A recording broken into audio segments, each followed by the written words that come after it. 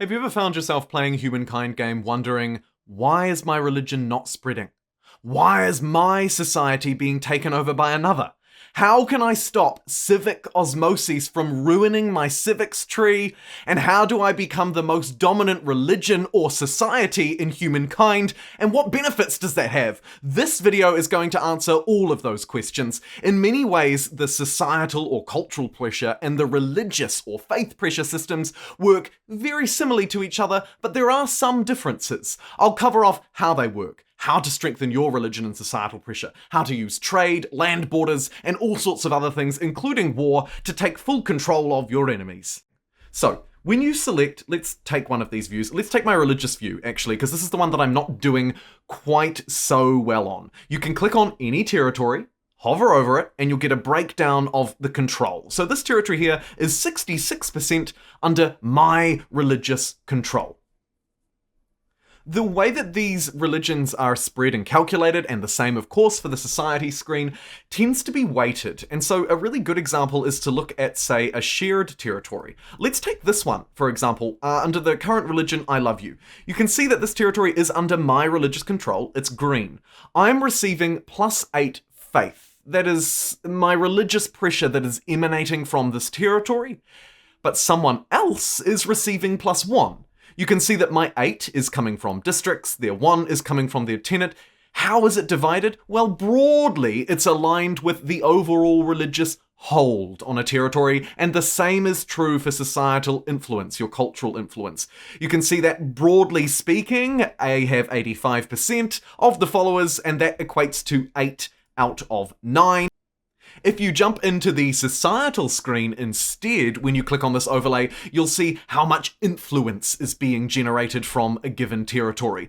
This one here is only generating 1, whereas my capital is generating 115, thanks to its significant population and high stability for the most part. But also you can see I'm generating some influence from districts here as well, but most of it is coming from the core city, being generated at 2 influence per population because I'm above 90% stability. So how do these territories get faith or influence, you may wonder? There are, in my experience, 2 distinct sources. It can earn it from within, or it can receive it from distant territories, or neighboring territories even. Here on the society screen, you can tell that each territory is generating influence, and it's generating influence for the territory's owner. Okay, that's really important to note. Your territories are generating influence for your social pressure, but likewise, you can zoom around the map and have a look at anyone else's and see how much influence they are getting from theirs. And this is really fundamental to understand how societal and religious pressure spreads throughout humankind. Faith works slightly differently because when it comes to faith, there are key districts, namely actually those shared projects, holy sites, which generate a huge amount of faith. And so actually the placement of holy sites is important too, but we'll get to that a little bit later in the video when we talk about how these things spread. But firstly, just to show you, the most notable example of faith generation is really coming out of my core capital here, right? And that makes sense. You can see religious pressure spreading between territories, right? You can see the flow of religious pressure coming in, and you can also see the placement of my holy sites and wonders. This city has 2 holy sites within its border, and that's going to really bolster the amount of religious pressure that it's putting out. So how does this spread actually work then? And why is your culture either running rampant or being destroyed? Well, generally it revolves around the spread of goods, people, influence, society, so on and so forth. The most logical way that it spreads is between adjacent territories, right? There's a reason why, for example, if we jump on this religious screen, you can see that this central territory is way under my control, yet some of the ones around the fringes of my empire are struggling a little bit, if they're even under my control at all. The reason is that adjacent territories are the strongest way to spread both your religion and your societal pressure. It's one of the core reasons why bunching your territories together is always a good idea, instead of stretching out far and wide, right? You want to try and consolidate your territories and protect your inner ones in particular. If you would like to spread your influence overseas, however, you will need harbours. Harbours are another important connection, and indeed, if you jump out, let's take the society screen this time, and have a look at the societal pressure here, you can see the different ways that societal pressure is funneling into this territory, which is only 70% under my control, because you can see that my red opponent here, the Byzantines, are spreading their pressure from this territory all the way over here. You can see the amount that's being generated of influence as well along these routes, so you can get a pretty good feel for how influence is spreading across your empire, and whether or not your empires will be likely to be susceptible to the societal pressure from others. So how does this work then? Well, one way is harbours. Harbours will allow you to spread across the sea, but there are some more important ways than that, and largely it is around this interface here, the trade interface, right? These trade routes, once purchased, you are effectively building a bridge between territories, between empires, to allow the spread of both religious pressure, as you can see here, follow that red line all the way back here, but also of societal pressure as well. Now, the next logical question becomes, well, how strong are these pressures then? Should I trade at all? The answer is you probably can still get away with trading, okay? Particularly, of course, if your own influence and faith generation are high. The way that both of these mechanics, both culture and faith, spread is based on the number of territories they have to pass through. And as far as I can tell, it is a very quick drop off, okay? So the spread impact of neighboring territories, whether right next to each other or if the trade route is literally just popping across a border, is 100%, right? 1. When you fall down to even just 2 territory connection, let's say this one to this one to this one, the spread is insignificant, if anything. This spread here, right, this green line that's flowing in, the only green line that's flowing in, is not strong enough yet to overtake this territory because my opponent has 2 adjacent territories that are feeding straight in, whereas mine are having to take a bit of a convoluted route to get around to it. This could be due to geographical features like mountains completely blocking territories, but largely it's to do with trade and the flow of goods. This is the way that people and goods are flowing, and therefore, because I'm having to go through multiple territories, my impact is significantly less. In fact, it's so much significantly less, as far as I can tell, and from what I've read on various forum posts and various posts online, it appears as though once you are 2 territories away, you are spreading at less than half the effectiveness, okay? So, you want to try and build as many connections as you can to spread your influence, or indeed sever as many close connections as you can to withhold your own societal pressure.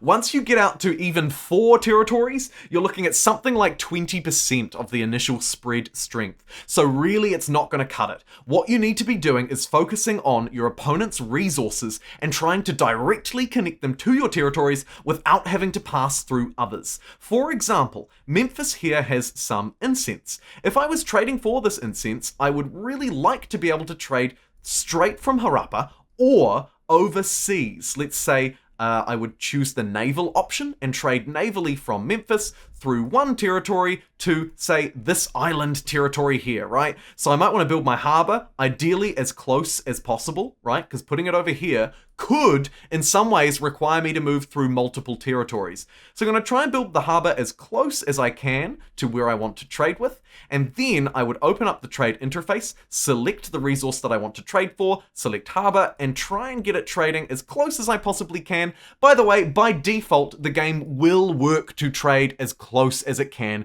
so you don't need to worry too much about planning out your specific trade routes, but rather you want to be planning your empire to have as much reach as possible, right? Harbors on all shores, bordering territories with as many allies or foes as you possibly can.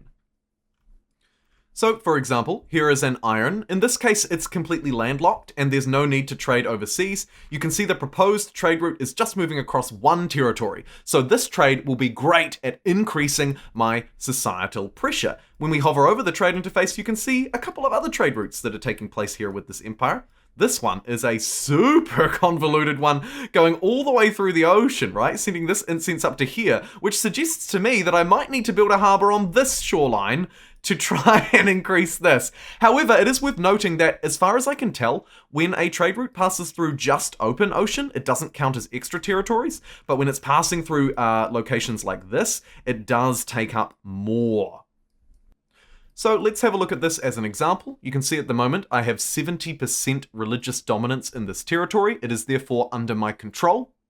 And this one is slowly being converted to me. You can see I have a 57% hold, yet at the moment it's not under my religion. You might be thinking, well, why is that? You've got majority, a comfortable majority. I believe you need to have 20% more than everyone else. So, I mean, in this case, there's only two parties. I believe you need to be 20% more influential than anybody else to maintain and, indeed, in this case, gain control. So while I'm the most dominant, I'm not quite dominant enough to call this territory my own. Well, under my own religious influence anyway. Let me select this resource and buy it from them. Brilliant. I'll just check through in case there are any others I haven't bought. Oh, there is actually in this territory a copper. So I might try and buy that one as well.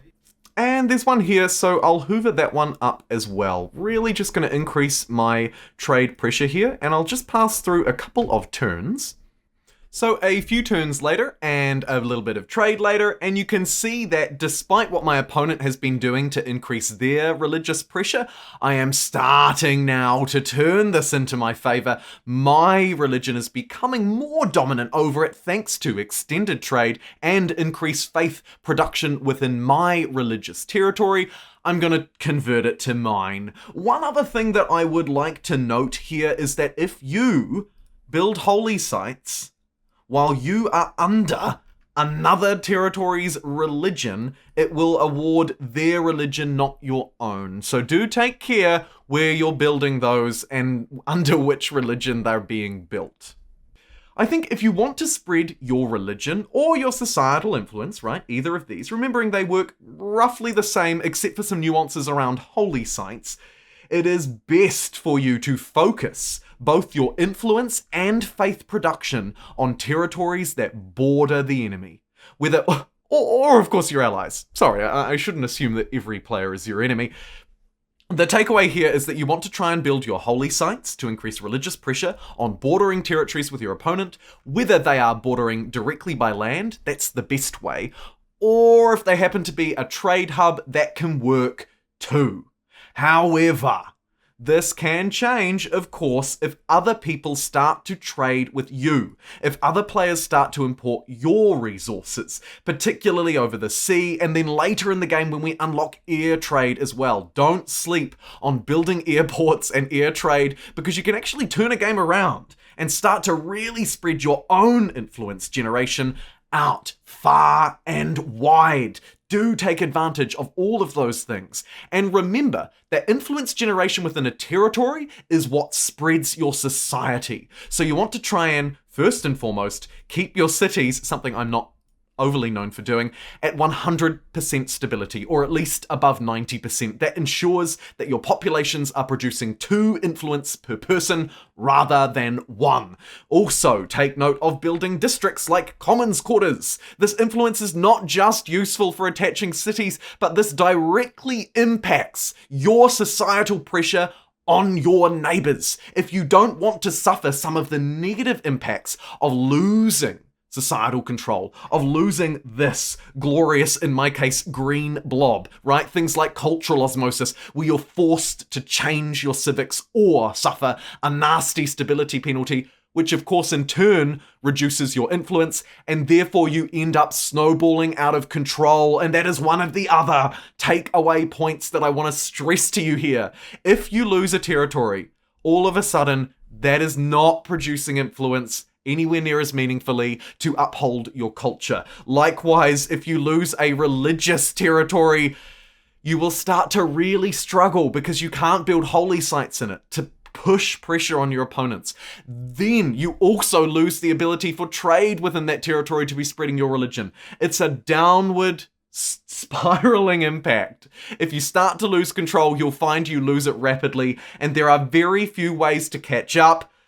A couple of quick ones. If you declare war, that will cease all trade. And if you take territories like this one down here, this is a great example. Take a look at this. Pink have taken this one. It is actually under their control, but only just. They've only just taken it from my opponent.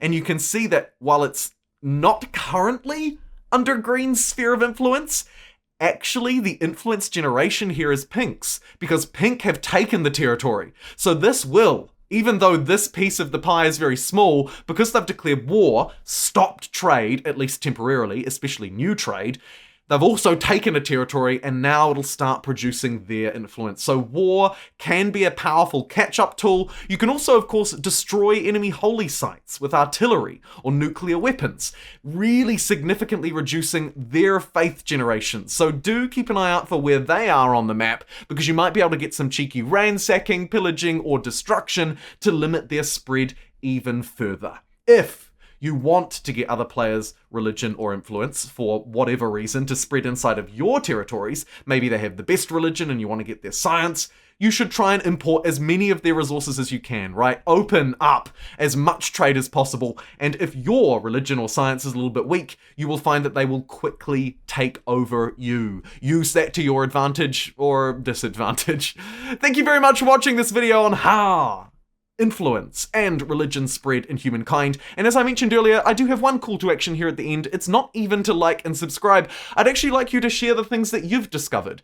I'm not looking necessarily for super complex formulae. You can find those on the forums, but rather, is there anything I missed? Do you have any tips that you use to spread your religion?